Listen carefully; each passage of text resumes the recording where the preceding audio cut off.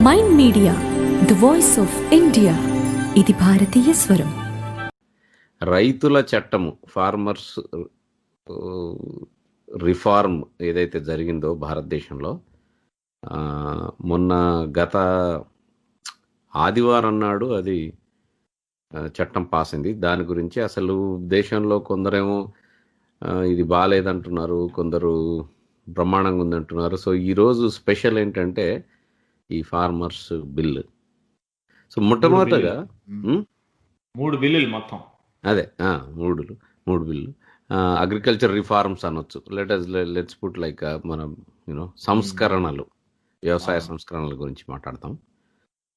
First and foremost ఈ Covid టైంలో ఈ ఆదివారం పూట చేయటం ఏంటండి వీళ్ళు?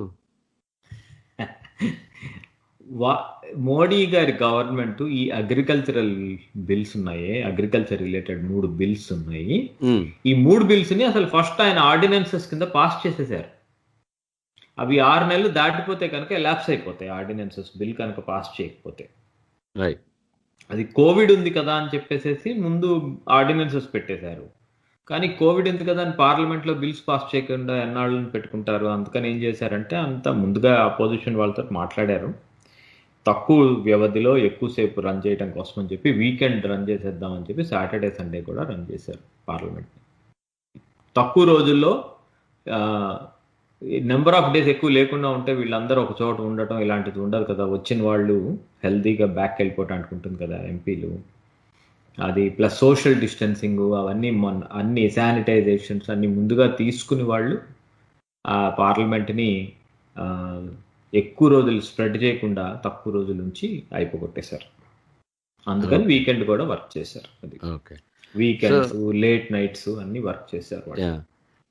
అంటే దీనిపైన that's one of the first and foremost. ఇది మొత్తం స్పెషల్ షో కాబట్టి అసలు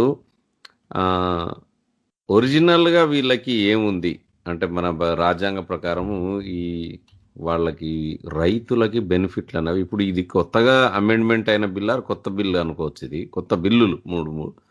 బట్ ఈ సంస్కరణలో మొట్టమొదటగా అసలు ఎప్పటిది పాతది, దాన్ని ఏం సవరించారు, ఏం చేశారు? పాతది ఏంటంటే ఒక పాతదాన్ని తీసేయలేదు, పాతదానికి యాడ్ చేశారనమాట. అదే సవరించారు, అమెండ్మెంట్ అనుకోవచ్చు. ఇంకా మరి కొన్ని మార్పులు చేశారు. వాళ్ళు ఏమన్నారంటే the farmer produce trade and commerce ordinance replace చేసింది ఫస్ట్ బిల్ అనమాట. Farmers produce trade and farmers యొక్క ప్రొడ్యూస్ అంటే వాళ్ళు ప్రొడ్యూస్ చేసిన ఉత్పత్తిని ఎలా అమ్ముకోవచ్చు, ట్రేడ్ అండ్ కామర్స్ అన్నమాట. అది దాని ప్రమోషను, ఫెసిలిటేషన్ ఎలా చేయాలి అనే దాని మీద చేశారు. అదేంటంటే ఇన్నాళ్ళు ఎలా ఉండేదంటే వాళ్ళకి ఒక ఏపీఎంసి అని ఒకటి ఉంది, అగ్రికల్చరల్ ప్రొడ్యూస్ మార్కెట్ కమిటీ అని. ఆ కమిటీ యొక్క మార్కెట్స్లో మాత్రమే వెళ్ళి అమ్ముకునే అవకాశం ఉండేది ఫార్మర్స్కి అన్నమాట. అంటే ఇప్పుడు నేను ఎక్కడో మనం ఏదైనా సరే ఇప్పుడు గుంటుపల్లి అనే ఊరు తీసుకుందాం. మీరు గుంటుపల్లికి వెళ్తారు, ఆ ఊర్లో నేను పండించాను అనుకో, ఆ ఊరికి అలాంటివి ఆ పక్క నుండి ఊళ్ళకి కలిపి ఒక ఏపీఎంసి మార్కెట్ ఉంటుంది అనమాట. అది అగ్రికల్చరల్ ప్రొడ్యూస్ మార్కెట్ కమిటీ ఉంటుంది. అక్కడికి వెళ్ళి అక్కడ మాత్రమే అమ్ముకోవాలి. వెళ్ళి నేను అక్కడ వెళ్ళి అమ్ముకోవడానికి అక్కడ వాళ్ళు ఏం చేస్తారు ఆ కమిటీ వాళ్ళు అంటే అకార్డింగ్ టు మంచిగా మాట్లాడుకోవాలంటే కనుక వాళ్ళు అక్కడ ఉండి కొనుగోలుదారులని వాళ్ళు తెప్పిస్తారు. అంటే వాళ్ళు మార్కెటింగ్ ఫెసిలిటీ అనమాట. అది అంటే మీరు ఇప్పుడు మన శ్రోతల కోసం క్లారిటీ ఏంటంటే, ఒక ఊర్లో మీరు పంట పండితే ఆ ఊర్లో మీరు లారీలో ఎక్కించుకొని హైదరాబాద్కో ఎక్కడికో పోయేసి ఏదో సూపర్ మార్కెట్ వాడికి డైరెక్ట్ అమ్మకూడదు. అది విచిత్రం. అది ఓకే, అది మోస్ట్ ఆఫ్ ద మన శ్రోతలకి ఇప్పుడు లేటెస్ట్ కరెంట్ అఫైర్స్ ఫాలో అయ్యే వాళ్ళకి ఎట్లాగో తెలిసి ఉంటది. ఇది మనము మండీలు ఉంటాయి, తర్వాత ఆ మండీలనే ఈ పేరు అంటారు. మండీ పేరే agricultural produce market committee arrange చేసేది మండీస్ ని అన్నమాట. ఆ మండీలోకి వెళ్ళి మనం అమ్ముకోవాలి. ఆ కొనేవాళ్ళు అంటారు లేదండి మీ బియ్యం మేము ఇదిగో అమ్మితే అమ్ము లేకపోతే లేదు, 10 రూపాయలకి అమ్ముతా. ఇంకోళ్ళు వాళ్ళందరూ ఏంటంటే ఒకళ్ళు 10 రూపాయలు అంటే ఇంకోటి 9 రూపాయలు, ఇంకోటి 8 రూపాయలు అని అమ్మేసేవాళ్ళు అనమాట. ఎవరు కూడా ఒకళ్ళు 10 రూపాయలు అంటే నేను 20 రూపాయలు, 20 రూపాయలు అంటే 30 రూపాయలు అంటే ఒరిజినల్ గా ఇది ఎందుకు చేశారు అంటే ఉమ్, రైతులు, అంటే ఇది క్లారిటీ కోసము నేను అడుగుతున్నాను. ఉమ్. బిడ్డింగ్ లాగా జరిగితే ఎక్కువ పాట పాడితే రైతులకు ఇంకెక్కువ డబ్బులు వస్తాయి అనే ఉద్దేశంతో చేసి ఉంటారా? చాలా ఉంది దీనికి వెనకాల హిస్టరీ. వాటిని ఎందుకు చేశారు అంటే దానికి చాలా పెద్ద హిస్టరీ ఉంది అన్నమాట.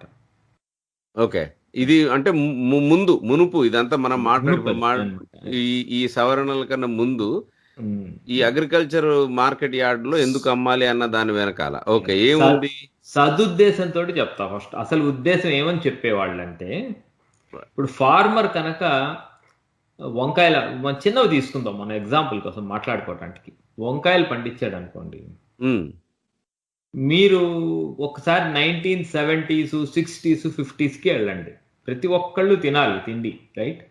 ఇప్పుడు ఫార్మర్ ఏం చేసేవాడు, పండించేసి కనుక నాకు పెద్ద రేట్ వస్తే కానీ నేను అమ్మను అనుకున్నాడు అనుకోండి, రైట్? సపోజ్ ఫార్మర్, ఎవరికైనా అదే ఉంటుంది కదా, అది డిమాండ్ పెరిగితే ఇంకెక్కువ రేట్ వస్తుంది, ఎక్కువ రేటుకి అమ్ముకోవాలి అనుకోవచ్చు కదా.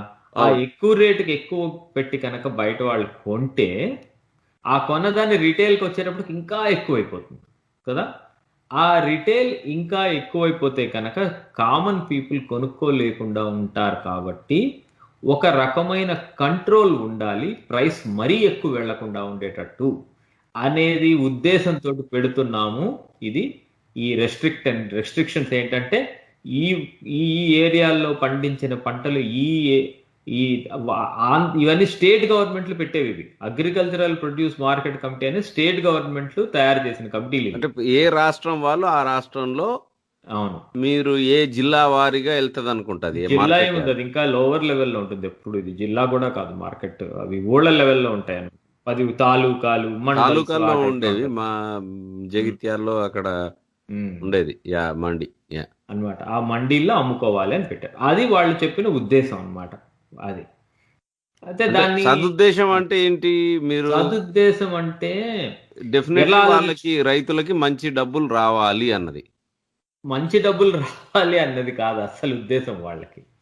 వాళ్ళకి రీజనబుల్ ప్రైస్ రావాలి, కానీ ఎక్కువ ప్రైస్ కనుక తయారు చేసేసి కనుక అమ్మితే బయట కనుక రీటైల్ ప్రైస్ పెద్దది అయిపోతే జనాభా ఎవరు ఏమి కొనుక్కోలేరు, తిండి కూడా తినలేరు అనే ఉద్దేశంతో మరీ ప్రైస్ ఎక్కువ పెరగకూడదు. కాబట్టి కాంపిటేటివ్గా బయట వాళ్ళందరూ వచ్చేసి కొనే అవకాశం లేకుండా ఉండేటట్టు ప్రైస్ కంట్రోల్ ఉండటం కోసం పెట్టారు వాళ్ళు. అసలు అది యాక్చువల్లీ అది చెప్పే ఉద్దేశం అది అన్నమాట. కానీ ఏమైందంటే ఇప్పుడు నెగిటివ్ థింగ్ చెప్తా, ఇప్పుడు పాజిటివ్ థింగ్ వాళ్ళు అప్పట్లో చెప్పుకున్న పాజిటివ్ థింగ్ ఇది. నెగిటివ్స్ ఏమిటంటే, ఇప్పుడు ఇది ఉందనుకోండి, ఇప్పుడు అగ్రికల్చరల్ ప్రొడ్యూస్ మార్కెట్ కమిటీ, ఎవరు ఆ కమిటీ మెంబర్లు ఉంటారు? ఎవరిని చేస్తున్నావు? దానికి ఏమైనా గవర్నమెంట్ యూపీఎస్సి లేకపోతే ఏపీఎస్సి అని ఏదైనా ఒక ఎగ్జామ్ పెట్టి ఆ ఎగ్జామ్లో పాస్ అయిన వాడిని ఒక ఎంప్లాయీస్ లాగా పెడుతున్నావా? లేదు కదా. ఈ గవర్నమెంట్కి వాళ్ళు ఎవరు బెస్ట్ అనుకుంటే వాళ్ళని చేసేసేవాళ్ళు గవర్నమెంట్ ఈ కమిటీ. సో మీరు బేసికల్లీ సింపుల్గా మన శ్రోతలకు చెప్పాలంటే, ప్రతి తాలూకా లెవెల్లో ఈ రైతులు అమ్ముతారు ఒక మార్కెట్ యార్డ్లో, దానికి ఒక కమిటీ ఉంటుంది. ఆ కమిటీని పెట్టేది ఎవరు పవర్లో ఉంటే వాళ్ళు పెడతారు. కమిటీ హెడ్లు అవన్నీ ఆ పవర్లో ఉన్న వాళ్ళు ఇష్టం వచ్చిన వాళ్ళు అపాయింట్ చేసుకునేవాళ్ళు అనమాట. అంటే దానికి కొన్ని రూల్స్ ఉండేవి. ఇదిగో ఈ తాలూకాల వాళ్ళకి ఈ తాలూకా వాళ్ళే ఉండాలి, ఇట్లాంటివి రూల్స్ ఉంటాయి అన్నమాట. అది కానీ ఈ ఏపీఎంసీ అనేవి మొత్తం కూడా పొలిటికల్ థింగ్స్ని రన్ చేసేది. స్టేట్ గవర్నమెంట్లో లోవర్ లెవెల్ క్యాడర్ చేతుల్లోకి ఎక్కువ వెళ్తూ ఉండేవి ఈ ఏపీఎంసీస్ అన్నీ. మీకు కాంగ్రెస్ పార్టీ కానీ రీజనల్ పార్టీస్ కానీ అసలు వాళ్ళు ఎలా రూరల్ ఎకానమీ మీద హ్యాండిల్ ఎలా చేసేవాళ్ళు అంటే, ఈ ఏపీఎంసీలు చాలా చాలా ఇంపార్టెంట్ రోల్ ప్లే చేశాయి అన్నమాట. సో సింపుల్ గా చెప్పాలంటే ఊరు లెవెల్లో, ఆ తాలూకా లెవెల్లో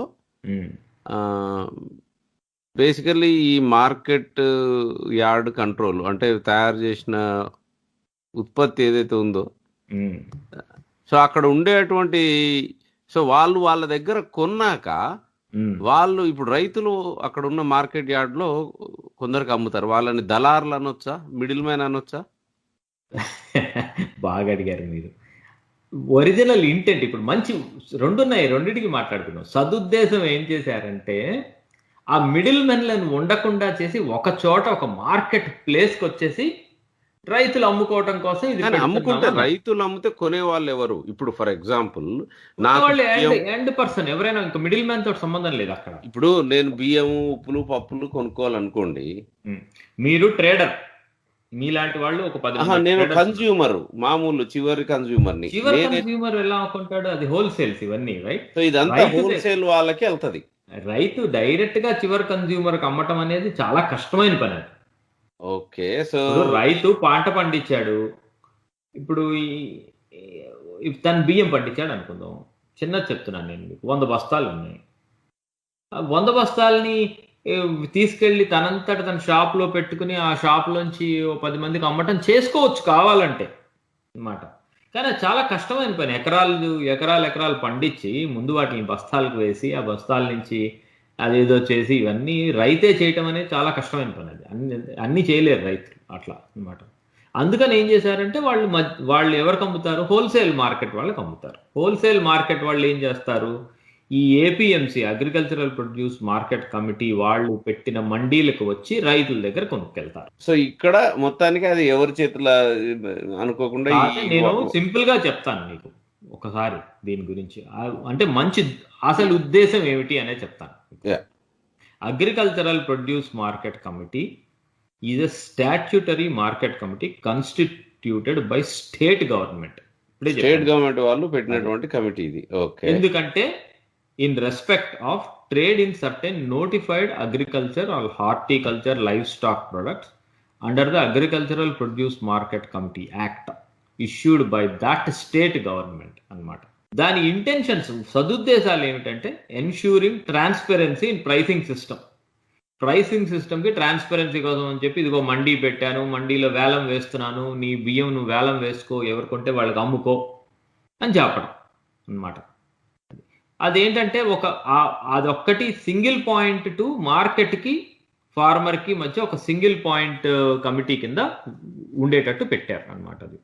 అది పెట్టడం వల్ల ఏమవుతుందంటే అమ్మగానే అదే రోజు డబ్బులు ఆ కొనేవాళ్ళు అదే రోజు రేపిస్తా ఎల్లుండిస్తా అనేది లేకుండా అదే రోజు ఆ డబ్బుల్ని డైరెక్ట్ గా రైతులకి ఇవ్వటం కూడా అది ఒక వన్ ఆఫ్ ద రూల్స్ అన్నమాట వాటిల్లో. అది అట్లానే ఏం చేసేవాళ్ళంటే దానికి ఇంకో రూల్ ఏంటంటే వచ్చే వాటికి ఏ రేట్లో ఉంటుంది, వేలంకి లేటెస్ట్ రేట్ ఏముంది, ఏం వెళ్తోంది, అవన్నీ కూడా పబ్లిసైజ్ చేసేవాళ్ళు అన్నమాట అమ్ముకోవటం కోసం అని చెప్పి. అది ఆ ప్రైవేట్ సెక్టర్లో ఉండేవాళ్ళు, పబ్లిక్ సెక్టర్లో ఉండేవాళ్ళు ఈ మార్కెట్ యాక్సెస్కి ఏపీఎంసీస్ ఒక ఫోకల్ పాయింట్ కింద ఉంటుంది. అసలు యాక్చువల్లీ ఏపీఎంసీ ఇట్ సెల్ఫ్ ఇదే సెంట్రల్ సింగిల్ మిడిల్ మ్యాన్ కింద లెక్క అనమాట. మల్టిపుల్ మిడిల్ మ్యాన్స్ లేకుండా సింగిల్ మిడిల్ మ్యాన్ కింద చేస్తారనమాట. ఓకే, అది సింగిల్ మిడిల్ మ్యాన్. అది కాదు ఇష్యూస్ చెప్తాం. ఇప్పుడు ఇష్యూస్ ఏంటంటే ఈ ఏపీఎంసీ అనేది మొనోపలి అయిపోయింది. ఇప్పుడు ఏం పెట్టారు? ఏపీఎంసీ అని పెట్టేవాళ్ళు నా మండీల్లో అమ్మాలి, అమ్ముకోవచ్చు అని పెట్టారు. అంతేగాని నేను ఇంకెప్పటికీ ఖచ్చితంగా నీ మండీలోనే అమ్మాలి, నువ్వు పెట్టిన దానిలోనే. నేను వేరే చోటుకి వెళ్ళి నాకు ఎక్కువ రేట్ వస్తే అమ్ముకోవడం అనేది లేదు. అది కూడా స్టేట్ గవర్నమెంట్లు వీళ్ళందరూ కలిసి రూల్స్ పెట్టారు, రైతులు ఎక్కడ ఒక్క చోటే అమ్మాలి. అంటే ఏంటి? ఆ ఒక్క చోట వచ్చే వాళ్ళు ఉంటారనుకోండి, వాళ్ళు తక్కువ రేటు వాళ్ళు ఒక 4 వచ్చారు, ఆ 4లో ఎవడోవాడికి అమ్ముకోవాలి. ఇంకొక పెద్ద కాన్ఫ్లిక్ట్ ఆఫ్ ఇంట్రెస్ట్ ఏం జరిగిందంటే ఏపీఎంసీని వాళ్ళని 2 రోల్స్ ఇచ్చారు వాళ్ళకి. ఒకటి ఏంటంటే ప్రైస్ రెగ్యులేటర్ వాళ్ళే, మార్కెట్ వాళ్ళే. అంటే ఏంటి? మరీ ప్రైస్ పెరిగిపోకూడదు, జనాలు తిండి తినలేరు కాబట్టి నువ్వు ప్రైస్ రెగ్యులేట్ చేయాలి, నువ్వే మార్కెట్ కూడా. అంటే ఏమవుతుంది? ఇప్పుడు రైతులు ఒక వంకాయలు ఉన్నాయి, కేజీ 10 రూపాయలు. అది యాక్చువల్లీ ఇప్పుడు ప్రియంగా ఉన్నాయి, కేజీ 20 రూపాయలు అయింది. వీళ్ళు అంటారు 20 రూపాయలకి అమ్మకూడదు, అమ్మితే గవర్నమెంట్ ఒప్పుకోదు, స్టేట్ గవర్నమెంట్, ఎందుకంటే మేము ప్రైస్ని రెగ్యులేట్ కూడా చేయాలి కాబట్టి 10 రూపాయలకే అమ్మాలి. నువ్వు ఏదైనా సరే 10 రూపాయల లోపలే ఉండాలి రేటు మటుకు. అంటే వాళ్ళు అప్పర్ లిమిట్ రేట్ కూడా వాళ్ళే ఫిక్స్ చేసేస్తారు. సో అప్పర్ లిమిట్ వాళ్ళే ఫిక్స్ చేస్తారు, ఆ అప్పర్ లిమిట్ అమ్ముకోవడం కూడా వాళ్ళకే అమ్ముకోవాలి, వాళ్ళకే అమ్మాలి. అప్పర్ లిమిట్ ఫిక్స్ చేసే వాళ్ళు వాళ్ళే, వేలం వేయటానికి ఎవరైనా వస్తే చూసేవాళ్ళు వాళ్ళే. వీళ్ళు రైతులందరూ ఈ పర్టికులర్ జోన్లో ఉన్న వాళ్ళు ఖచ్చితంగా వాళ్ళ దగ్గరికి వెళ్ళాలి, వేరే చోటకి వెళ్ళకూడదు అన్నమాట. ఇలాంటి రూల్స్ అన్నీ ఉంటాయన్నమాట. అది వాళ్ళు వాళ్ళు పే చేసేవాళ్ళు అది. ఇంకోటి ఏంటి, అన్నిటికంటే వర్స్ట్ థింగ్ ఏంటంటే వీటికి ఏదో ప్రొఫెషనల్ అపాయింట్మెంట్స్ కాదు, స్టేట్ గవర్నమెంట్ జనరల్లీ ఆ మెంబర్లు, చైర్మన్లు, నామినేటెడ్, ఎలక్షన్ అందరూ కూడా ఇవన్నీ నామినేటెడ్, ఎలక్టెడ్ అనమాట. స్టేట్ గవర్నమెంట్ వాళ్ళు అందులోకి వచ్చేదంతా అనమాట. అది నామినేటెడ్ అంటే ఏముంది, పొలిటికల్ పార్టీ తెలుగుదేశం ఉందనుకోండి మన స్టేట్లో, వాళ్ళందరినీ ఎత్తేసుకుంటారు. వైకాపా వచ్చింది అనుకోండి, వాళ్ళని పెడతారు. సో ఏమైందంటే రూరల్ ఎకానమీ మొత్తం ఎలా పొలిటికల్ పార్టీస్ వాళ్ళ గ్రిప్లో ఉంచుకున్నారంటే ఇట్లాంటి వాటి ద్వారా ఉంచుకున్నారు. ఇప్పుడు కరెక్ట్గా చెప్పాలంటే శరద్ పవార్ ఉన్నాడు, ఆయన చాలా పెద్ద ఫార్మర్ అండి అంటారు. ఫార్మర్లో కోట్లు అంటారు. ఏంటి ఫార్మర్, పెద్ద ఫార్మర్ అంటే ఇదే. ఇవన్నీ ఎవరి గ్రిప్లో ఉంటే వాళ్ళే పెద్ద ఫార్మర్లు అయ్యేవాళ్ళు. ఇంకా ఉన్నాయి దానిలో wrong entry barriers, licence fee ఉంటుంది అనమాట. చాలా అందులో ఎవరైనా ఎంటర్ అవ్వాలనుకో మార్కెట్లోకి, ఇప్పుడు మీరు వెళ్ళి కొనాలనుకుంటారు, దానికో లైసెన్స్ ఫీ ఉంటుంది, చాలా హై పెట్టేసేవాళ్ళు అనమాట. అది చాలా చోట్ల ఏంటంటే ఫార్మర్స్ డైరెక్ట్ గా ఆపరేట్ చేయనివ్వరు. సో బాటమ్ లైన్ ఇప్పుడు ఇది ఎట్లా అయిందంటే ఒక రాష్ట్ర స్థాయిలో ఎవరిదైతే గవర్నమెంట్ రన్ అవుతుందో వాళ్ళ చేతిలో నడుస్తుంటది. అది చాలా చోట్ల ఏమైపోయిందంటే అది వాళ్ళు అక్కడ ఇప్పుడు మీరు ప్రొడ్యూస్ ఉంటుంది, మండీకి తీసుకెళ్ళాలి మీరు కదా. అవును, ఆ మండీ ఉంది అనుకోండి, మండీకి తీసుకెళ్లి వెంటనే అమ్మటం ఉంటుంది కదా, ఇవాళ తీసుకెళ్తే ఇవాళ అమ్మటం, అక్కడైనా పెట్టుకోవాలంటే ఏంటి, వాళ్లే షాపులు, వాళ్లే గోడౌన్ టైప్ ఏవో తయారు చేసేవాళ్ళు, దానికి చాలా హై రెంట్ తీసుకునేవాళ్ళు. వాళ్ళే ఎక్కువ రెంట్ ఇచ్చి అందులో పెట్టుకుని వాళ్ళు పెట్టిన రెస్ట్రిక్టివ్ ప్రైస్ లోపలే ఎవరు ఆక్షన్ చేస్తే, ఆక్షన్ చేసే వాళ్ళు ఇప్పుడు ఆక్షన్ చేసినప్పుడు లోపలికి వచ్చి ఆక్షన్ అంటే మీరు కొనేవాళ్ళు అనుకుందాం. ఇప్పుడు మీరు ఆ షాప్లోకి వచ్చి కొనుక్కోవడానికి లైసెన్స్ కట్టాలి. మీరు బాగా డబ్బులు కట్టి లోపలికి వచ్చి వాడు పెట్టిన రెస్ట్రిక్టివ్ ప్రైస్ లోపల కొనుక్కుని బయటకు వెళ్ళాలి. అన్ని సైడ్లు రెస్ట్రిక్షన్సే అనమాట. ఇంకోటి ఏమైపోయేదంటే చాలా చోట్ల ఎవరు ఉంటారు, ఇవి ఆపరేట్ చేసేవాళ్ళు ఏముంటారు, ఆ విలేజ్ అర్బన్ ఇలైట్ ఉంటారు. అంటే ఏమిటంటే మనకు కచ్చిలో చెప్పాలంటే ఇప్పుడు ఒక విలేజ్ ఉందండి, ప్రతి విలేజ్లో కూడా ఈ ఫార్మర్స్ దగ్గరలో పెద్ద ఫార్మరు, చిన్న ఫార్మర్ అని ఉంటాడు. పెద్ద ఫార్మర్లు మోస్ట్లీ ఒక పెద్ద కులస్తులే ఉండేవాళ్ళు. ఆ పెద్ద కులస్తులే వీటిని రన్ చేసేవాళ్ళు. ఇప్పుడు గోదావరి జిల్లా ఉందనుకోండి, అక్కడ ఉండేదంతా కమ్మాసు, కాపులు వాళ్లే చేస్తారు. రాయలసీమకి వెళ్ళారనుకోండి, అంతా రెడ్లు ఉంటారు, వాళ్లే చేస్తారు. తెలంగాణకు వచ్చామనుకోండి, వెలమదారులు లేకపోతే రెడ్లు, ఇదే టైప్ లో ఉంటుంది. అంటే ఇది ఒక రకంగా caste control plus political control, ruling party control ఉన్న వ్యవస్థ చేతిలో రైతులు ఉంటారన్నమాట. రైతులు వాళ్ళ గ్రిప్స్ లో ఉండేవాళ్ళు, అంతే. ఇట్లా తయారైంది. దానికి పేరుకేమో ఇవన్నీ అనరు, పేరుకేమని చెప్తారంటే ఏపీఎంసీ, ఇంగ్లీష్ లో చెప్పుకోవడానికి బాగుంది, దానికే తెలుగులో కూడా మంచి పేరు ఉంటుంది. ఓకే, ఆ పేర్లు పెడతారు. పేర్లు ఎందుకు పెట్టామంటే, ఎందుకు చేస్తున్నామంటే మరీ రేట్లు ఎక్కువ వెళ్ళిపోకూడదు, జనాలు తిండి తినాలి కదా అని ఒకటి చెప్పచ్చు. రెండోది ఏంటంటే ఫార్మర్స్కి అమ్ముకోవాలంటే వేరు వాళ్ళ దగ్గరికి వెళ్ళి అమ్ముకోవడం కష్టం కదా, అందుకని ఒక సెంటర్ పాయింట్ క్రియేట్ చేసి పెట్టాం అని చెప్పడానికి ఉంది. దీనిలో కానీ ఎవరుంటారు ఇందులో అమ్మేవాళ్ళు అంటే స్టేట్ గవర్నమెంట్ నామినేట్ చేస్తుంది. అది కూడా చెప్పుకోవడానికి బాగానే ఉంది. ఎవరిని నామినేట్ చేస్తావు, నీ క్యాడర్ని నామినేట్ చేసుకుంటావు. అది నామినేషన్ కూడా ఎలా ఉంటుంది, నాకు ఇంత డబ్బులు ఇస్తే నిన్ను నామినేట్ చేస్తా, ఈ టైప్లో ఉంటుంది. ఎలక్షన్ వస్తుంది, దాంట్లో కూడా మళ్ళీ పార్టీ బేసిస్ మీద ఎలక్షన్లు జరిగేవి. కొన్ని చోట్ల ఎలక్షన్లు జరిగేవి ఏపీఎంసీకి, అవి పార్టీ బేసిస్ మీద జరిగేవి. అందులో ఆ ఎలక్షన్ లో సీట్ మొత్తానికి ఇది ఒక లుక్రేటివ్, అంటే డబ్బులు కార్టెలైజేషన్ ఇది జరిగింది. ఏంటంటే కార్టెల్స్ కింద తయారైన ఇవన్నీ అన్నమాట, చిన్న మాఫియాల కింద ఆ టైప్ లో తయారైపోయినాయి. అది ఓకే. సో అది ఒరిజినల్, దాన్ని తీయడానికి అది అసలు అంతకు ముందు కార్టెల్ చెప్పే కదా, ఇప్పుడు మీకు చెప్పాను కార్టెల్ ఎలా అయింది అనేది కదా. అవును, ఏజెంట్స్, అందులో ఏజెంట్స్ ఉంటారు, అందులో ఉండే మెంబర్స్ ఉంటారు, బయట నుంచి వచ్చేవాళ్ళు, వాళ్ళందరూ కుమ్మక్క అయిపోయేవాళ్ళు. ఎందుకంటే కుమ్మక్క ఎందుకు అవుతారు అనొచ్చు, రైతుకి ఇంకో అవకాశం లేదు, ఇక్కడ ఒక్క చోట అమ్మాలి. వాళ్ళందరూ కుమ్మక్క అయిపోయి ప్రైసెస్ ని రిగ్ చేయొచ్చు, ప్రైస్ ని ఫిక్స్ చేసేసేయచ్చు. అన్ని చేసేసిన తర్వాత ముందుగా వచ్చిన లాభాలు ఉంటాయి కదా, అందరూ కలిసి పంచుకోవచ్చు. ఇలా తయారైపోయింది అనమాట ఇది. రైతుల యొక్క సంస్కరణలు గురించి మీరు ఇందాక బాగా చక్కగా చెప్పారు. ఎట్లా పల్లెటూర్లలోంచి అది తాలూకా లెవెల్కి వెళ్ళేసి మండీలు తయారైపోయి ఒక పెద్ద కూటములు తయారయ్యాయి అన్నది. ఉమ్. ఈ కొత్త బిల్లు దాన్ని ఎట్లా మారుస్తుంది? ఫస్ట్ అంటే ఇప్పుడు రైతులు మళ్ళీ స్టిల్ మార్కెట్ యార్డ్కే పోవాలా, లేకపోతే డైరెక్ట్ వాళ్ళే అమెజాన్లో పెట్టుకొని అమ్ముకోవచ్చా? రెండు చేయొచ్చు. ఇప్పుడు అది మార్కెట్ యార్డ్స్ ని తీలేదు. ఓకే, మీకు మార్కెట్ యార్డ్ స్టేట్ గవర్నమెంట్ పెట్టుకుని ఉండని, అవి కాతే ఏంటంటే మోనోపలిని తీసేశారు. రైతు అనేవాడు నా దగ్గరికే వచ్చి ఇక్కడికే వెళ్ళి అమ్మాలి, ఇంకెక్కడికి వెళ్ళి అమ్మకూడదు అనే యాక్ట్ ఉంది, అది తీస్తారు. ఏం చేశారంటే దాని పేరు ఏమన్నారంటే, దాని పేరు the farmers produce trade and commerce అన్నమాట దాని పేరు. బిల్ అది. కామర్స్ అంటే ప్రమోషన్, ఫెసిలిటేషన్ రెండు ఉంటాయి అన్నమాట. ఇది 2020 బిల్లు, 2020లో పాస్ చేశారు కాబట్టి 2020 అని పేరు ఉంది అనుకోండి.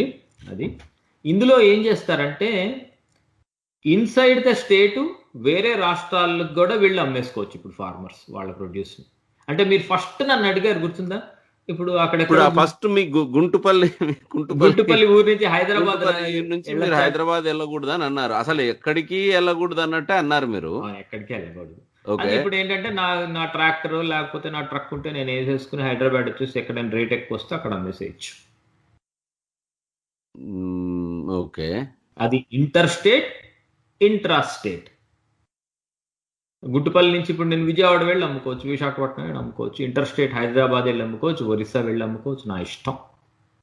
ముందు అది తీసేశాను. అంటే నేను మోనోపలి తీసేశాను. ఇదిగో ఈయన ఎవరో ఉన్నారు, మన పెద్దరెడ్డి గారు, రాష్ట్రాలని కూడా దాటొచ్చు. అది మా ఊరు పెద్దరెడ్డి గారు ఉంటారు, అక్కడ వెళ్ళి ఆయన దగ్గర ఆయన కాళ్ళ మీద పడి ఆయనకే అమ్మేద్దాం అనుకోకుండా ఎక్కడికైనా వెళ్ళి అమ్ముకోవచ్చు. ఓకే, దట్ ఈస్ అంటే ఇంకోటి ఏంటంటే ఇంకోటి కూడా ఉంది. ఇప్పుడు ఏపీఎంసీ ఏం చేసేది? ఏపీఎంసీ అంటే అది ఇందాక చెప్పాను మీకు, ఒక మార్కెట్ ఫీజు, సెస్, లెవీ అవన్నీ ఉండేవి. అవే వేయటానికి వీల్లేదు. State governments are prohibited from levying any market fee, cess or levy outside APMC areas. వీళ్ళు వేరే చోట అవుట్ సైడ్ ఏపీఎంసీకి వెళ్ళి అమ్ముతున్నారు కదా అని చెప్పి ఇవన్నీ వేయటానికి మటుకు వీల్లేదు స్టేట్ గవర్నమెంట్. అది కూడా బిల్లులో పెట్టారు.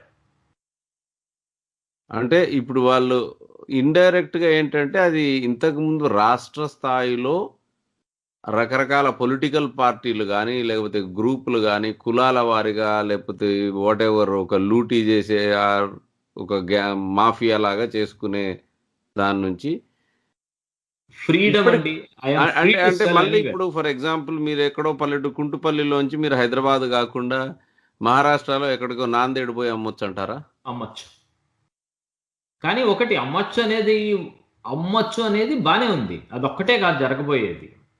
ఏం జరుగుతుందంటే ఇప్పుడు ఏపీఎంసీ, ఇప్పుడు నేను కొనేవాడిని అనుకుందాం, ఇప్పుడు మీరు అమ్మేవాడి దగ్గర నుంచి మాట్లాడుతున్నారు మీరు ఇంతసేపు కదా, కొనేవాడి దగ్గర నుంచి మాట్లాడుకుందాం. మీరున్నారు, కొనాలనుకో ఏం చేయాలి? మీకు ఇది వరకు రైతు దగ్గరికి వెళ్ళి మాట్లాడి, ఇదిగో నీ సామాన్లని నాకు ఇచ్చాయో నేను నీకు డబ్బులు ఇస్తానని కొనుక్కుని మీరు ట్రాక్టర్లు వేసుకెళ్ళిపోవచ్చు కదా. డెఫినెట్లీ వెళ్ళొచ్చు. అది ఇది వరకు చేయడానికి రూల్ లేదు. ఇది వరకు రూల్ ప్రకారం మీరు ఆ ఏపీఎంసీ వాళ్ళు పెట్టిన మండీలోకి మాత్రమే వెళ్ళి కొనుక్కోవాలి. మరి ఇప్పుడు వేరే దగ్గరికి వెళ్తే మధ్యలో ఆపుతారు కదండి. అట్లా ఆపడం ఎట్లా ఆపుతారు? ఎందుకు ఆపుతారు మధ్యలో? ఎవరు ఆపేది? ఆపకూడదని రియల్ గా రూల్ పెట్టింది అందుకు, అది బిల్లు పాస్ చేసింది అందుకు. ఇప్పుడు నేను దాన్ని ఏంటంటే gate, at the gate, farm gate అని ఒక వర్డ్ ఉంది. ఏంటంటే ఫార్మ్ గేట్ దగ్గరికి వెళ్ళి నేను కొనేసుకోవచ్చు. ఇప్పుడు మీరు ట్రేడింగ్ కంపెనీ అనుకుందాం, మీరు మీ పనల్లా ఒకటే, మీకు రైతుల దగ్గరికి వెళ్ళి వంకాయలు కొనటం మీ పని అనుకుందాం. ఈనాళ్ళు మీరు చేయలేరు ఆ పని.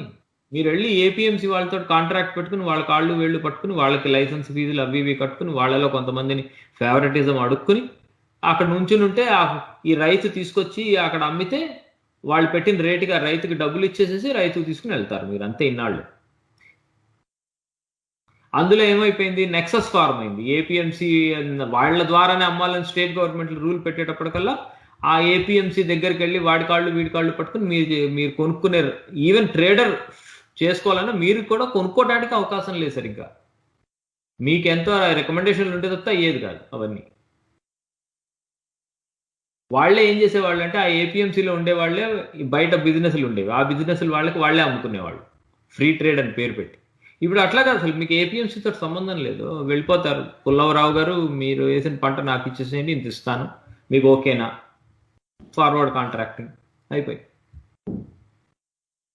అది అలా కాకుండానే ఇంకోటి కూడా ఉంది, మీరు ఆలోచించుకోండి. డైరెక్ట్ గా ఎట్లా అమ్మొచ్చు ఇప్పుడు? సరే అది అక్కడికి ఓకే, ఇందాక మీరు మీరు కొనుక్కుంది డైరెక్ట్ గా అమ్మటం అంటే డైరెక్ట్ అంటే ఫర్ ఎగ్జాంపుల్ మండీలో కాకుండా ఎవరో వేర్ హౌస్ ఉంది, మన ఏదో సూపర్ మార్కెట్ వాళ్ళు ఉన్నారు, వాళ్ళకి నేను డైరెక్ట్ అమ్ముకోవాలి ఒక రైతుని. అమ్ముకోవచ్చు, వెళ్ళి ఆయనతో మాట్లాడుకోండి, నా పంట ఇది ఇంత పండింది, ఇంత పండుతోంది, రేపటికి వస్తుంది, మీకు అమ్ముదాం అనుకుంటున్నాను, ఎంత కొంటారు, అమ్మేయటం అంతే. అంటే ఇంకా నో మార్కెట్ యార్డు మండి అసలు ఏం లేదు. లేదు, లేదా ఇంకోటి ఎవరో ప్రైవేట్ సెక్టర్లో వచ్చి మార్కెట్ యార్డ్ పెట్టుకోవచ్చు.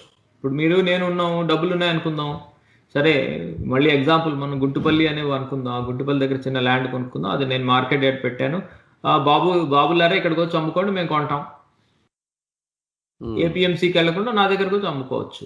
ఇప్పుడు అనేక ఫెసిలిటీస్, మీరు 3-4-5 రకాలు ఉన్నాయి ఇందులో. మీరు మీ దగ్గరకు వచ్చి సూపర్ మార్కెట్ వాళ్ళు మీ దగ్గరకు వచ్చి మీ ఫార్మ్ గేట్ అన్నాను ఇందాక, ఫార్మ్ గేట్ దగ్గరకు వచ్చి కొనుక్కోవచ్చు. లేదా నాకు ఇంకా బాగా తెలుసు నేనే అమ్ముకోగలనని మీకు అనిపిస్తే మీరే అక్కడికో వెళ్ళి మీరు చెప్పినట్టు నాందేడ్ అవన్నీ వేసుకుని తిరిగి అమ్మేసుకోవచ్చు. మూడోది, నేను అన్ని చోట్ల కోల్డ్ స్టోరేజ్ ఫార్మ్స్ పెట్టుకున్నాను, నేను ఒక ట్రేడర్ని. ఇప్పుడు ఎక్కడ పడితే అక్కడ నేను కోల్డ్ స్టోరేజ్ అవన్నీ పెట్టుకున్నాను, అన్ని చోట్ల బిల్డింగ్లు కట్టుకుంటున్నాను. నేను కొంటానన్నాను, నీకు ఇదివరకు వచ్చే రేట్ కంటే ఎక్కువ ఇస్తాను, నీకు నా రేట్ నచ్చితే నాకు అమ్మేసేయమంటాను, నాకు అమ్మేస్తావు, అప్పుడు నేను నా కోల్డ్ స్టోరేజ్లో పెట్టుకుంటాను. ఇప్పుడు దీనికి ఏంటి అనుకోవాలంటే, మీరు మార్కెట్ రిఫార్మ్ ఇది. ఈ రిఫార్మ్లో ఏంటంటే ఏ రకంలో అయినా అమ్ముకోవచ్చు. రైతుని ఇదంతా ఇంకా తన ఇంటెలిజెన్స్. ఇది వరకు ఎట్లా ఉండేదంటే వెరీ యాంటీ ఫార్మర్ గా ఉండేది అది, కరెక్ట్ గా చెప్పాలంటే. పైకేమో ప్రతి ఒక్కళ్ళు మనం ఫామ్ కోసం ఇది చేస్తున్నా అది చేస్తున్నా అంటారు, అన్ని మిడిల్ మెన్లును ఈ టైప్ వాళ్ళందరికి వెళ్ళిపోయేది మొత్తం. యాక్చువల్ మిడ్ లెవెల్ లో లెవెల్ ఫార్మర్ ఉంటాడే, 10 ఎకరాలు 2 ఎకరాలు 1 ఎకరం 1/2 ఎకరం ఫార్మర్లు, 1 ఎకరం ఫార్మర్ ఉన్నాడు అనుకోండి, వాళ్ళు ఇప్పుడు ఎక్కడికన్నా అమ్ముకోవచ్చు అంటే మళ్ళా అంటే వాళ్ళకి కూడా మళ్ళా ఎవరో ఒకళ్ళు హెల్ప్ చేయాలి కదా. దాని గురించి మీరు మనం ఒక బిల్లు గురించి మాట్లాడుతున్నాం, ఇంకో 2 బిల్లులు ఉన్నాయి, దాని గురించి మాట్లాడుతున్నాం ఇప్పుడు. చెప్పండి, అంటే ఎట్లా వాళ్ళకి హెల్ప్ అవుతుంది? ఇంతకుముందు అయితే వెరీ సింపుల్, 1 ఎకరం 1/2 ఎకరం ఉన్న వాళ్ళు కూడా వెళ్ళి ఏపీఎంసీలో చేసి అమ్ముకునే వాళ్ళు, ఎంతో కొంత వచ్చేవి. గిట్టుబాటు ధర రాదు అన్నది ఉండేది ఒక గొడవ, మినిమం గిట్టుబాటు ధర రాకపోవడం అనేది ఎప్పుడు ఉండేది అన్నమాట. సో ఇప్పుడు అదొకటి, అతన్ని ముందు మనం విడుదల చేస్తాం ఆ ఏపీఎంసీ నుంచి, ఎక్కడైనా అమ్ముకోవచ్చు అని. ఆ ఎక్కడైనా అమ్ముకోవచ్చు అనే దాంట్లో ఎవరైనా వచ్చి కొనుక్కోవచ్చు కూడా ఉంది. ఇప్పుడు ఎక్కడైనా అమ్ముకోవచ్చు అనేది మనం మెంటల్లీ అన్నెసరీ బ్లాక్ పెట్టుకుంటున్నాం. ఇప్పుడు ఎవరైనా వచ్చి ఆయన దగ్గర కొనుక్కోవచ్చు. ఇప్పుడు కొనుక్కునే వాళ్ళు కూడా మీరు ఎంతసేపు అమ్మేవాడిని చూస్తున్నారు, కొనే వాళ్ళని కూడా రెస్ట్రిక్టెడ్ ఇది వరకు. ఈ ఏపీఎంసీ వాళ్ళ మండీలోనే వెళ్ళి కొనుక్కోవాలి. ఆ కొనే వాళ్ళని కూడా వాళ్ళు రిగ్ చేసేవాళ్ళు, మన నలుగురం వాళ్ళందరూ కలిసి ఒక అగ్రిమెంట్కి వచ్చి నువ్వే కొను నీకే అమ్ముతా, ఈ టైప్లో కూడా అయిపోయేది. ఇప్పుడు అలా కాదు కదా, వేరే కొనే వాళ్ళకి ఏమైంది, ఏపీఎంసీ తోటి నాకేం సంబంధం లేదు, నేను వెళ్ళి డైరెక్ట్గా పుల్లారావు గారితో మాట్లాడుకుంటానంటావు, వెళ్ళిపోతావు, కొనుక్కుంటావు. ఇప్పుడు చాలా కొత్త సూపర్ మార్కెట్లు వస్తున్నాయి, మళ్ళీ ఇంకా చాలా ఉంది దీని గురించి మనం మాట్లాడుకోవాల్సింది. ఒక ఇన్ఫ్రాస్ట్రక్చర్ తయారు చేస్తున్నారు. సో అది చెప్పండి, అంటే ఏ రకంగా ఇప్పుడు అది, అంటే ఇప్పుడు మీరు అన్నదానికి వెళ్దాం, రెండో పాయింట్. సరేనండి, ఇవన్నీ బానే ఉంది, కానీ చిన్నకారు రైతు అప్పటికి కూడా అమ్మలేకపోతాడు. సో అమ్మలేకపోవటమే కాదు, చిన్నకారు రైతుకి ఇంకా చాలా ప్రాబ్లమ్స్ ఉన్నాయి. అసలు పంట పండించలేకపోతున్నాడు. పంట పండించాలనుకోండి, చిన్న రైతు 1 ఎకరం ఉంటుంది తన దగ్గర, ఆ ఎకరానికి 1 ఎకరం కోసం అని చెప్పి ట్రాక్టర్ కొనుక్కోలేడు. కొత్త ఫార్మింగ్, పెస్టిసైడ్స్ ఇవన్నీ కొనాలన్నా కూడా అన్ని ఇన్పుట్ కాస్ట్స్ ఉంటాయి. ఇన్పుట్ కాస్ట్లు చాలా పెరిగిపోయినాయి. అవన్నీ చేసి ఆ ఎకరాల్లో పంట పండించి వచ్చిన బస్తాలని కొన్ని తను తినటానికి సంవత్సరం అంతా ఉంచుకుని మిగతా అమ్మటానికి వెళ్తే డబ్బులు రాకపోవటం, ఇది తన బాధ, రైట్? సో ఇప్పుడు ఏం చేశారంటే ఆ 1 ఎకరం ఉన్న వాళ్ళు అసలు వాళ్ళ కష్టం లేకుండా కాంట్రాక్ట్ ఫార్మింగ్ని ఈజీ చేయడం కోసం 2వ బిల్లుని తీసుకొచ్చారనమాట. దాని పేరు ఏంటంటే ఫార్మర్స్ అగ్రిమెంట్. ఒక ఫ్రేమ్వర్క్ క్రియేట్ అనమాట, అది కాంట్రాక్ట్ ఫార్మింగ్ కోసం అనమాట. అంటే ఏంటి, ఇప్పుడు రిలయన్స్ ఫ్రెష్ అని ఉంది. రిలయన్స్ ఫ్రెష్ ఏం చేస్తుంది, ప్రొడక్షన్ ప్రొడ్యూసే కదా అమ్ముతోంది. వాళ్ళు ఏం చేస్తారంటే ఇప్పుడు పెద్ద పెద్ద కంపెనీలు వాళ్ళు, లేకపోతే ఈ ఫార్మింగ్ తెలిసిన వాళ్ళు ఏం చేస్తున్నారంటే ఇట్లా ఒక 15-20 మంది చిన్నకారు సన్నకారు రైతులందరితోటి కలిపి, ఇదిగో బాబు నీ ఎకరంలో నేను ఇది పండిస్తానని చెప్పి, ఈ ఎకరంలో నీకు ఈ సంవత్సరం ఈ ఖరీఫ్ పంటకి ఈ ఎకరానికి నేను ఇంత డబ్బులు నీకు ఇస్తాను, నువ్వు నాకు ఈ ఎకరం నాకు ఇచ్చేసే లీజ్ కింద. సో దానికి కూడా కొన్ని రూల్స్ పెట్టారు. వీళ్ళు కూడా మళ్ళీ మోసం చేయకుండా ఉండడం కోసం ఎంత అన్నా మినిమం ఇవ్వాలి, అలాంటివేవో రూల్స్ ఉన్నాయి అన్నమాట. అవన్నీ ఆ రూల్స్ తోటి ప్లస్ అందులో డిస్ప్యూట్ సెటిల్మెంట్, దాంట్లోనే మళ్ళీ ఒక 3 level dispute settlement mechanism, reconciliation board, ఆ పైగానేమో అది ఏదైనా నిజంగా గొడవ అయితే ఎవరి దగ్గరికి వెళ్ళాలి, sub divisional magistrate, appellate authority, ఇవన్నీ పెట్టి వాళ్ళకి ఈ కాంట్రాక్ట్ ఫార్మింగ్ని ఎంకరేజ్మెంట్ కింద 2వ బిల్లుని పాస్ చేశారు, కాంట్రాక్ట్ ఫార్మింగ్. ఇప్పుడు ఏమవుతుందంటే చిన్నకారు రైతులు సన్నకారు రైతులు నేను వ్యవసాయం చేస్తాను, నేనే పెస్టిసైడ్స్ కొనుక్కుంటా, నేనే ఇవన్నీ చేస్తా అనుకోకుండా 10 మంది కలిసి ఇదిగో మన ఊళ్ళో మన 10 మంది వీళ్ళకి ఇచ్చేద్దాం, వాళ్ళు ఇంత డబ్బులు ఇస్తారు. దానికి ఏంటంటే ఫార్వర్డ్ కాంట్రాక్ట్ ఉంటుంది అనమాట. కాంట్రాక్ట్లో ఉంటుంది, ఇదిగో పండితే కనుక ఇందులో ఇంత ఎక్కువ ఇస్తాను అంత ఇస్తాను, లేదు ఫ్లాట్ రేట్ ఇచ్చేస్తాను పండినా పండకపోయినా అని, ఇట్లాంటివేవో ఉంటాయి అన్నమాట. సో వాళ్ళు చిన్న అగ్రిమెంట్లు ముందే చేసుకొని వాళ్ళకి ఇచ్చేస్తే వాళ్ళే చూసుకుంటారు. ఇంకా వాళ్ళకి ఇచ్చిన తర్వాత వాళ్ళు కంపెనీ వాళ్ళు అమ్ముకోవడం వాళ్ళే చూసుకుంటారు. ఇంకా ఏపీఎంసీ ఏముంది, వాళ్ళ ఓన్ గోడౌన్లలో వాళ్ళే పెట్టుకుంటారు, వాళ్ళ ఓన్ కోల్డ్ స్టోరేజ్లు, లేకపోతే వాళ్ళ మార్కెట్ నెట్వర్క్. మరి అక్కడ దళార్లు తయారయ్యే అవకాశం లేదా? దళార్లు అని ఎప్పుడు అనాలంటే మీకు ఫ్రీడమ్ లేకపోతే అనాలి. మీకు ఇప్పుడు ఏంటి, ఇది ఫ్రీ మార్కెట్. ఇది ఫ్రీ మార్కెట్లో ఏమవుతుంది, ఎవరు ఎక్కడ డబ్బులు చేసుకోగలిగే వాళ్ళు చేసుకుంటారు. రైతు is saved first of all. తను కనుక ఈ కాంట్రాక్ట్ ఇచ్చుకుంటాడు, కాంట్రాక్ట్ సపోజ్ చెప్దాం, ఆగండి మనం ఆలోచిద్దాం. ఒక చైన్, ఇప్పుడు మీకు ఏంటంటే మీరు ఆలోచించుకోవాల్సింది సప్లై చైన్ ఒకటి తయారవుతుంది దీనివలన. ఇప్పుడు సప్లై చైన్ అంటే ఏంటి, పండించేవాడు ఒకడు ఉంటాడు, ఒక కాంట్రాక్ట్ కంపెనీ. పండించిన తర్వాత వాడికి ఫస్ట్ థింగ్ వాడికి ఏం కావాలి, కొనేవాడు కావాలి, లేకపోతే దాచిపెట్టగలిగేవాడు కావాలి. సో దాచిపెట్టగలిగేవాడు కొనేవాడు ఏం చేస్తాడంటే, ఇదిగో బాబు నువ్వు ఈ పండించిన దాన్ని నేను ఈ రేటు పెట్టుకుంటానని అంటాడు. వెంటనే వాడితోటి ఎవరు కాంట్రాక్ట్లోకి వస్తే, నువ్వు కొన్నావు సరే, అది పాడైపోకుండా ఉండాలంటే ఏం చేయాలి, ఇదిగో నేను ఇక్కడ ఈ కోల్డ్ స్టోరేజ్ యూనిట్లన్నీ నేను తయారు చేస్తున్నాను, ఇంకో XYZ కంపెనీ ఏదో వస్తుంది. ఈ XYZ కంపెనీకి, కొనేవాడికి, ఈ పండించేవాడికి 3 రకాలైన కంపెనీలు తయారవుతాయి. వాళ్ళందరూ కాంపిటీషన్లో ఉంటారు. ఇదిగో నేను స్టోరేజ్లో నీకు 5 రూపాయలుగా పెడతాను, లేదయ్యా నేను 2 రూపాయలుగా పెడతాను, నా దగ్గర రాని ఇంకోటి వస్తాడు వాడి దగ్గర. సో ఇప్పుడు కాంపిటీషన్ తెచ్చేసాం, ఇది ఒక సప్లై చైన్లో ఉంటుంది. ఇప్పుడు మీరు ఎలా ఆలోచించుకోవాలంటే, వేరే బిజినెస్లు చూస్తున్నారు కదా, బిజినెస్లో కాంపిటీషన్ ఎలా ఉంటుంది. ఇప్పుడు గ్రోసరీ స్టోర్స్ అవనివ్వండి, ఒక స్టోర్కి మనం ఇప్పుడు బట్టలు కొనుక్కోవటానికి వెళ్తాం, బొమ్మనా బ్రదర్స్, చందనా బ్రదర్స్ వేరువేరుగా ఎందుకు వెళ్తాం, మన ఇష్టం. ఇప్పుడు వాళ్ళని దళారులని అనలేం కదా మనం.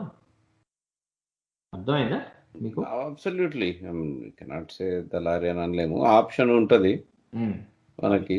సో నచ్చకపోతే ఇంకొక దగ్గరికి పోవచ్చు, ఇంకొకరితో డీల్ చేసుకోవచ్చు. ఇప్పుడు కాంట్రాక్ట్ కూడా 4-5 వస్తారు. సో చాలా హై లెవెల్లో మీకు ప్రశ్న ఏంటంటే, ఇది కాకుండా ఇంకోటి అంటే మనకు ఇంతకు ముందు గవర్నమెంట్ లోపల ఇంకొకటి ఉంది, అది కూడా కవర్ చేసుకుని చెప్పండి. ఈ రెండు రెస్ట్. ఇప్పుడు ఒకటి ఫస్ట్ దాంట్లో ఏం చేసాం, మోనోపలి ఎవరికి అమ్మాలి రైతులు అనేది పీకేసాం. రెండో దాంట్లో ఏం చేసాం, నిన్ను సేవ్ చేసుకోవడానికి నువ్వు ఎవరితోటైనా కాంట్రాక్ట్ కింద ఇచ్చేసుకో, నువ్వు చేయలేకపోతే నీకు డబ్బులు వస్తాయి, నీకు అట్లీస్ట్ నీకు మినిమం గ్యారంటీ ఉంటుంది, పోగొట్టుకోవటం ఉండదు.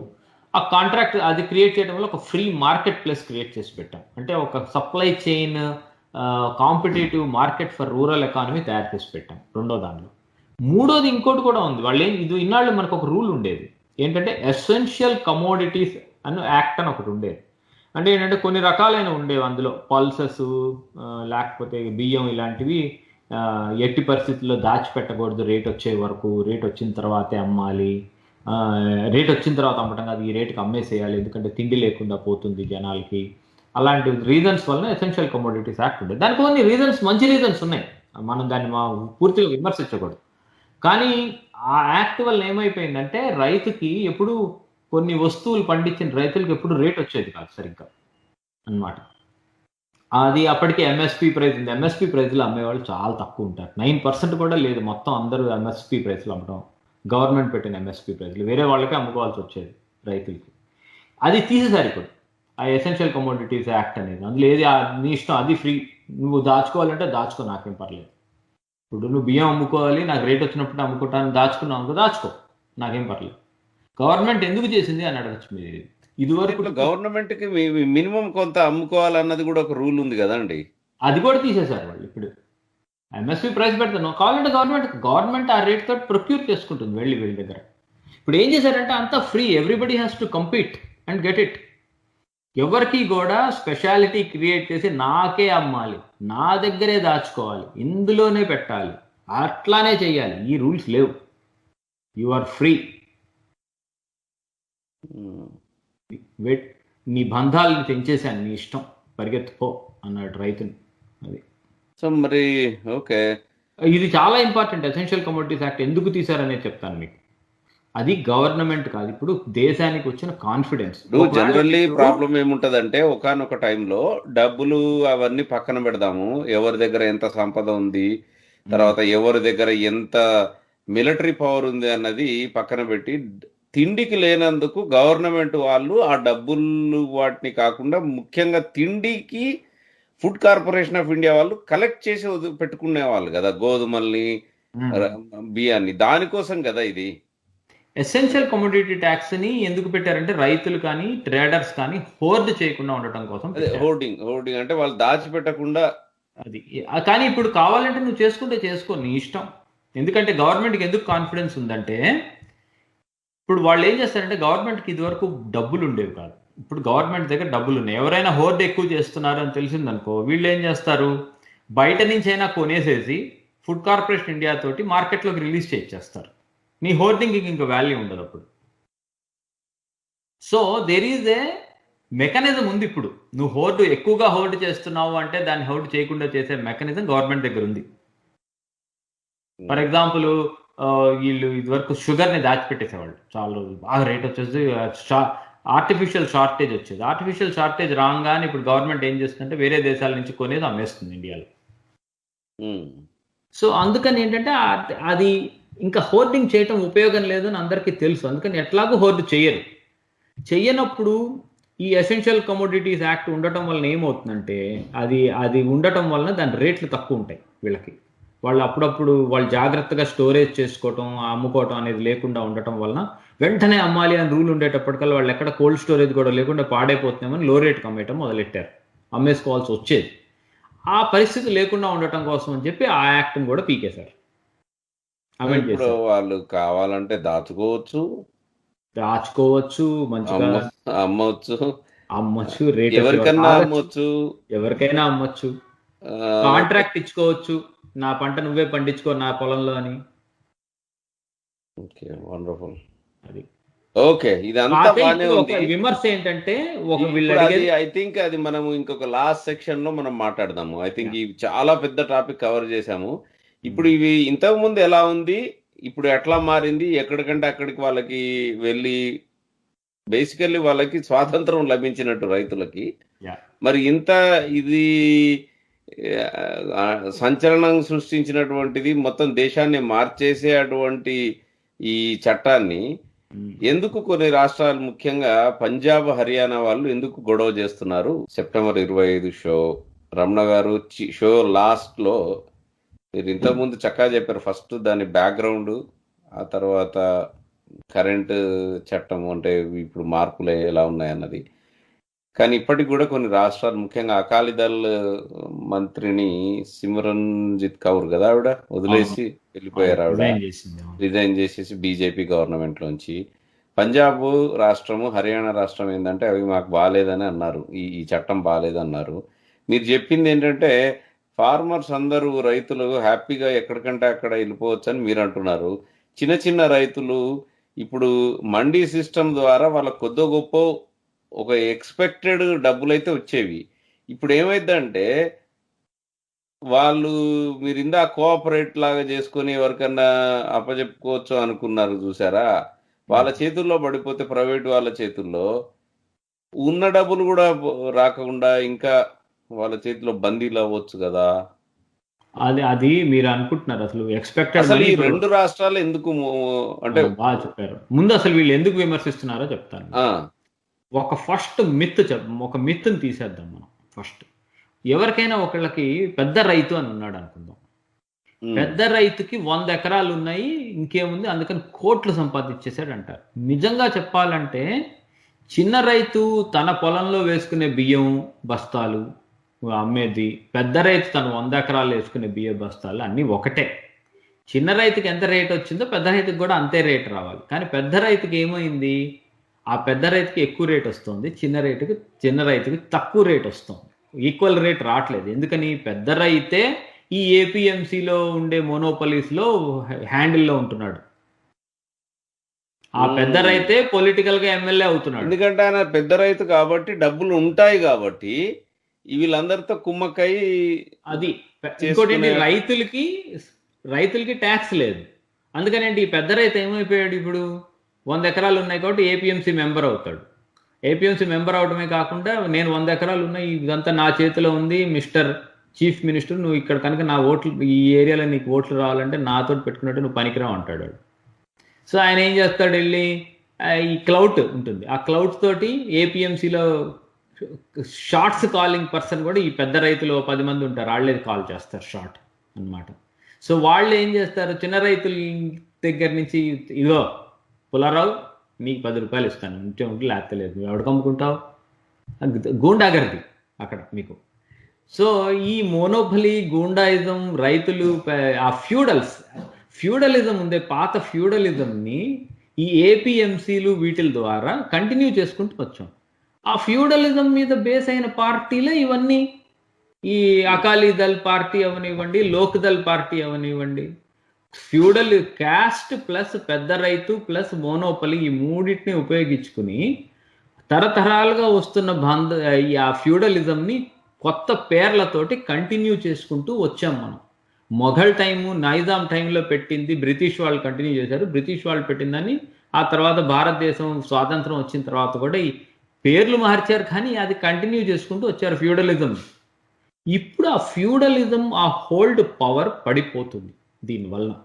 అందుకని ఆ ఫ్యూడల్ లార్డ్స్ మాత్రమే దీనికి ఎక్కువగా యాంటై గొడవలు చేస్తున్నారు. ఎక్కడెక్కడైనా ఎవరు గొడవ చేస్తున్నారని చూసుకోండి, ఎవరు గొడవ చేస్తున్నారు దీనిలో, పంజాబ్, హర్యానాలో, పంజాబ్ అంతా ఎవరు, వాళ్ళు జట్స్, వాళ్ళ జట్ పార్టీలు అవన్నీ. ఇప్పుడు పంజాబ్ అకాలీదళ్ అంటారు. ఏం అకాలీదళ్ పేరుకేమో మేము సిక్ రిలీజియన్ అది ఇది అంటారు, అందులో ఎంత జట్సే. దాన్ని లీడ్ చేస్తున్న వాళ్ళు ఎవరు, సిక్ జట్స్. ఆ పక్క స్టేట్ హర్యానాలో ఈ గొడవ చేస్తున్న వాళ్ళు లోక్దళ్ ఎవరు, ఓం ప్రకాష్ చౌటాల కొడుకులు వీళ్ళే కదా, వాళ్ళు జట్సే. ఇంకా మన స్టేట్కి వద్దాం, మనం కూడా అంతే కదా. మనదేముంది, ఇప్పుడు తెలంగాణకు వచ్చారనుకోండి, రెండే పెద్ద క్యాస్ట్లు ఇక్కడ ఉంది, రెడ్డీసు లేకపోతే వెలమాసు. వీళ్ళ చేతుల్లోనే ఉన్నాయి ఇవన్నీ. ఇక్కడ కూడా వెళ్ళి చూసుకుంటే మన స్టేట్లో వెళ్ళి జాగ్రత్తగా మీరు బీరకాయ పెంచి ఒలిచి ఏపీఎంసీ ఎవరి చేతిలో ఉందని ఎత్తుకుంటే వీళ్ళే ఉంటారు. అట్లానే అటు సైడ్కి వెళ్ళారనుకోండి, మన కోస్తా జిల్లాల్లోకి, అక్కడంతా కమ్మాసే ఉంటారు, కమ్మ కాపు వీళ్ళే ఉంటారు. వాళ్ళ దగ్గరే ఉంటాయి పెద్ద పెద్ద ఎకరాలన్నీ. పెద్ద ఫార్మర్ కి వేల కోట్ల డబ్బు ఉన్నారు. చెప్తున్నాను, ఏదైనా ఉనండి, ఫ్యూడల్ క్యాస్ట్లే చేతుల్లోనే ఉన్నాయి అవి. సో ఎవరైనా కానీ ఆ కులాలు ఒక కులాలే కదా, పొలిటికల్ పార్టీలు కూడా ఆ కులాలవేనా కదా. సో అట్లా గ్రిప్ లో పెట్టుకోవడానికి ఉన్నది పోతుంది ఇది. అది ఇప్పుడు ఈ ఏపీఎంసీస్ అనేది ఎంత బిగ్ అంటే, రూరల్ పొలిటికల్ సెటప్ మొత్తం వీటి వల్ల గ్రిప్స్ లో ఉండేది. ఇప్పుడు రైతులు దాసోహంగా ఒకళ్ళ పార్టీకి, ఈ పార్టీయే నాదని ఎందుకంటారు, రైతులు కూడా మర్చిపోయారు. మనం అమ్ముకోలేకపోతున్నామని సన్నకారు చిన్నకారు రైతులు మర్చిపోయారు. ఫోన్లే అమ్మా, కనీసం పెద్దరెడ్డి గారి కింద ఉన్నాం అనుకో, కాస్త రోజు తిండానే తినగలుగుతున్నాం, ఇంకా ఎదవేషాలు వేయటం ఎందుకు, వేరే పనులు, మనం అవును మార్కెట్ మనం ఏం చేసుకోలేము, అలా సెటిల్ అయిపోయారు మెంటల్లీ అనమాట. ఇప్పుడు ఏంటంటే మనం ఇది డిస్రప్ట్ చేస్తున్నారు. ఈ 3 బిల్స్ ఏం చేస్తున్నాయంటే, ఆ సిస్టమ్ ఉంది చూసారా, అనాదిగా వందల సంవత్సరాల నుంచి పేర్లు మారుతున్నా అదే జరుగుతున్న ఆ దాస్య శృంఖలాల్ని ఫస్ట్ టైం ఈ బిల్లులు బ్రేక్ చేస్తున్నాయి. అలాంటప్పుడు కొంచెం రెసిస్టెన్స్ ఉంటుంది, వాటి వల్ల లబ్ధి పొందిన వాళ్ళు రెసిస్ట్ చేస్తారు కదా. సో ఇదంతా నార్మల్ అంటారు. ఇవన్నీ కొంచెం జరుగుతాయండి. డిమానిటైజేషన్ తర్వాత గొడవైంది, జిఎస్టీ పెట్టినప్పుడు కూడా గొడవైంది, ట్యాక్స్ కట్టాల్సి వస్తుందని. డిమానిటైజేషన్ జరిగినప్పుడు ఎవరికైతే బ్లాక్ మనీ ఉందో వాళ్ళందరూ గొడవ చేస్తారు. అట్లానే ఈ ఫార్మర్ బిల్స్ లో కూడా మార్చినప్పుడు ఆ, పెద్ద పెద్ద పెట్టుబడిదారి టైప్ రైతులందరూ గొడవ చేస్తారు. రైతులు కాదు, యాక్చువల్లీ మిడిల్ మెన్, ఏపీఎంసీలు ఎవరి చేతిలోనే మిడిల్ మ్యాన్, మధ్యవర్తిత్వం చేసేవాళ్ళు, ఆ మధ్యలో ఉండి వీళ్ళు చేస్తున్న వర్తక మిడిల్ మెన్. వాళ్ళు వర్తకులైనా కూడా పర్లేదు. వర్తకులు ఏంటి, వర్తకుడు అంటే మంచిదే మళ్ళీ, ఎందుకంటే వాళ్ళు అగైన్ కాంపిటీషన్ లో ఉంటారు, కొనుగోలు అమ్మకం ప్రాఫిట్ లాస్ అవన్నీ ఉంటాయి. ఇది మిడిల్ మెన్, ఏది ఏ రిస్క్ లేకుండా డబ్బులు సంపాదించుకునే మిడిల్ మెన్ అన్నమాట ఇది. ఇటు నుంచి అటు అటు నుంచి ఇటు. పొలిటికల్ క్లౌడ్స్ తోటి ఆ సో క్లౌడ్ ఓవరాల్ గా ఇది భారతదేశాన్ని ఇంకొక లెవెల్లోకి పెట్టబోయేటువంటి దీనికి ఒకటి సంస్కరణ. మంచి సంస్కరణలతో పాటు ఇప్పుడు మీరు ఇందాక అడిగారు, మళ్ళీ కొనుక్కోలేకపోవచ్చు కదండి, తనకి వెంటనే ఎవరో కొనేవాళ్ళు రాకపోవచ్చు కదా, కాంట్రాక్ట్ వాళ్ళు ఎలా తెలుస్తారు రైతులకి అని మీరు ఇవన్నీ అడిగారు. జెన్యున్ క్వశ్చన్స్ మీరు అడిగింది. చిన్న రైతులు పోతారన్నది కూడా ఒకటి ఉంది కదా, అది పోతారు కాంట్రాక్ట్, అందుకే కదా కాంట్రాక్ట్ ఇది తెచ్చింది. కాంట్రాక్ట్ ఇచ్చేసుకుంటే సరిపోతుంది, ఈ సేవ్ చేసుకుంటాడు తను. ఇంకోటి కూడా ఉంది, ఇప్పుడు ఇవన్నీ చెప్పాను చూసారా మీకు, కాంట్రాక్టు, కోల్డ్ స్టోరేజ్ యూనిట్ పెట్టుకోవటం, ఇన్ఫ్రాస్ట్రక్చర్ క్రియేట్ చేసుకుని వాటిని మూవ్మెంట్ చేయటం, అనేక మంది కాంపిటీషన్కి రావటం అని ఇలాంటి వర్డ్స్ అన్నీ చెప్పాను మీ కింద. అవన్నిటినీ ఫెసిలిటేట్ చేయటం కోసం అని చెప్పి గవర్నమెంట్ ఒకటి పెట్టింది. దాని పేరు ఏంటంటే అగ్రికల్చర్ ఇన్ఫ్రాస్ట్రక్చర్ ఫండ్. దాని పేరు, దానికి అలొకేట్ ఎంత చేసింది అనుకుంటారు, 1,00,000 కోట్లు అలొకేట్ చేసింది.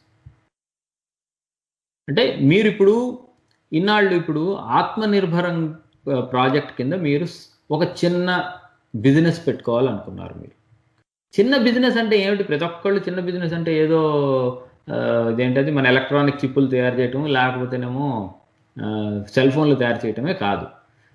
రైతులు రిలేటెడ్వి నేను వెళ్ళి ఇదిగో ఈ 5 ఊళ్ళల్లో కలిపి నేను ఒక 6, ఈ 5 ఊళ్ళల్లో ఎక్కువగా బియ్యం పండుతాయి, లేకపోతే ఇవి ఏంటవి కూరగాయలు పండించేవి, కాబట్టి ఇక్కడ నేను ఇక్కడ టెంపరేచర్కి తగ్గట్టుగా ఉంటే కోల్డ్ స్టోరేజ్ యూనిట్లు నేను పెట్టుకుంటాను. అది కూడా ఒక స్మాల్ బిజినెసే, మీకు లోన్ ఇస్తుంది గవర్నమెంట్, అందులో పెట్టుకుంటారు. అక్కడికి ఇప్పుడు నాలాంటి వాడు ఇంకోటి చిన్న కంపెనీ పెట్టి నేను ఈ పంట పండిస్తాను, ఇక్కడ ఇవే పండిస్తాను, ఈ కాంట్రాక్ట్ తీసుకుంటాను, నేను ఇంకో 4 కలిసి ఇన్వెస్ట్మెంట్ కింద వచ్చి అక్కడ రైతులతో మాట్లాడి ఫార్వర్డ్ కాంట్రాక్టింగ్, బ్యాక్వర్డ్ కాంట్రాక్టింగ్ ఏవైనా చెప్పండి, ఇవన్నీ ఇందాక చెప్పింది, ఒక కాంట్రాక్ట్ రాసుకుంటాను చిన్నకారు రైతులతో, అక్కడ అవే పండించుకుంటాను. నేను మళ్ళీ ఇప్పుడు పండిస్తున్నప్పుడు రైతులకి ఇంత ఇస్తానన్నా కదా, నాకు పండకపోతే ఏమవుతుంది, నేను ఒక ఇన్సూరెన్స్ కూడా కనుక్కుంటాను, ఇన్సూరెన్స్ కూడా పెరుగుతుంది. సో ఇక్కడ ఒక నెట్వర్క్ ఆఫ్ ఫార్మ్స్లో ఇండస్ట్రీలు పెరుగుతాయి. మీకు హై స్టాటిస్టిక్స్లో చెప్పాలంటే 43% ఆఫ్ ఇండియాలో ఉండే వర్క్ ఫోర్స్ మొత్తం కూడా ఫార్మ్ మీదే ఉంది, ఫార్మ్స్ మీద. ఆ 43%కి ఇప్పుడు ఈ కంపెనీ లాగా ఇప్పుడు నేను చెప్పిన ఈ స్ట్రక్చర్స్ లోకి వెళ్ళిపోతారు వాళ్ళందరూ, ఈ స్ట్రక్చర్డ్ ఎంప్లాయ్మెంట్ లోకి వెళ్ళిపోతారు. వండర్ఫుల్. ఒక చిన్న విమర్శ ఉంది అన్నమాట. ఇప్పుడు గవర్నమెంట్ ఇంత చేసింది కానీ ఈ వేరే వాళ్ళు కొనేవాళ్ళు ఉన్నారే, వాళ్ళు కనీసం ఎంఎస్పి తోటి కొనాలి అని రూల్ పెట్టలేదు అనేది ఒకటి చెప్పింది. అసలు ఇండియాలో ఎంఎస్పి అనేది నిజంగా ఎంఎస్పి గవర్నమెంట్ డిక్లేర్ చేసిన తర్వాత రియల్ ఎంఎస్పిలో రైతులు అమ్మగలుగుతున్న వాళ్ళు 9% ఉన్నారు. 9% మాత్రమే ఎంఎస్పిలో కొనటం అనేది జరుగుతోంది. మిగిలిన ఇట్లా మండీల్లో అమ్ముకోవాల్సిందే. ఇప్పుడు ఎంఎస్పి ఎవరికండి, ఆ ఎఫ్సిఐలో ఉండే వాళ్ళు కొని వాళ్ళ గోడౌన్స్ లోకి వాళ్ళకి ఎంత కావాలి, గవర్నమెంట్ ఎంత ప్రొక్యూర్ చేసుకోగలదు అనుకున్నది మాత్రమే ఎంఎస్పిలో వెళ్తుంది. గవర్నమెంట్ మొత్తం ప్రొక్యూర్ చేయట్లేదు కదా. నేచురల్లీ అది సో అందుకని బయట వాళ్ళందరూ ఎంఎస్పి ప్రైస్ లో పెట్టారనుకోండి, మొత్తం నిజంగా బయట ప్రైస్ పెరిగిపోతుంది. ఆర్ ఏమో ఎంఎస్పి కంటే ఎక్కువ కొంటారేమో, డిమాండ్ పెరిగి రేపు ఫ్రీ మార్కెట్ కి వదిలేశారు వాళ్ళు. ఫ్రీ మార్కెట్ కి వదిలేశారు. చిన్నగా ఏంటంటే ఇది agriculture side free market reform ఇది అన్నమాట. దాస్య శృంఖలాల నుంచి వాళ్ళని బందీలు కాకుండా బయటికి లాగేసి. ఓకే, వండర్ఫుల్ అండి. యా ఇది చాలా పెద్ద లాంగ్ టాపిక్ అండ్ ధన్యవాదాలు, చాలా బాగా నీట్గా చెప్పారు. శ్రోతలకి ఇవి మా యూట్యూబ్ దాంట్లో యూట్యూబ్ కింద మీరు వినవచ్చు, అట్లాగే మా వెబ్సైట్లో కూడా మేము పాడ్కాస్ట్ కింద పెడతాము అండ్ రేడియోలో ఎట్లాగో స్ట్రీమ్ వస్తుంది. సో ఎనీ కామెంట్లే or suggestions please give us ఇవ్వండి. రమణ గారు చాలా ధన్యవాదాలు. మనము ఇంకొక టాపిక్ ఉంది ఈ వారం అనుకుంది ఎఫ్సిఆర్ ఏది, బట్ అది మనం నెక్స్ట్ టైం చేద్దాం. అది కూడా ఒక పెద్ద, తప్పకుండా ఐ థింక్ అది ఇంకా ఇంకా పెద్ద టాపిక్ అది. సో దాన్ని మళ్ళీ చేద్దాం అది. Mind Media, the voice of India. Mind Media, the voice of India. Mind media the voice of India. ఇది భారతీయ స్వరం.